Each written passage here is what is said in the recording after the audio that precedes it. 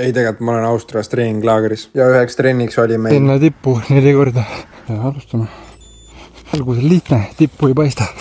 5,5 minti tõldud ja vaikselt näeb tippu, aga see on ikka rets, mis siin ees ootab. Aga reaalselt kael jääb kangeski üles vaadata. Mind 90 kraadi tõus vähemalt ja vaadet veel nautida ei saa. 3 korda on veel vaja teha.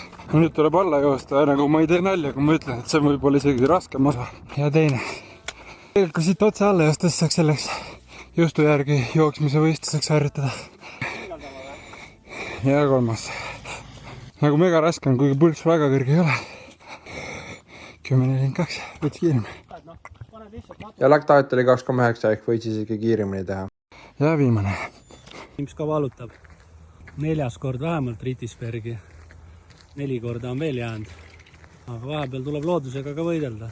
Seal kõrval, mis kondel läheb ka, et kondiga on ka hea tulla. Aga... Oi, tehtud. Ja see oli edukas trenn, nii et väga hästi. 2 nädalat laagrit Austrias jälle tehtud ja talvele natuke lähedama.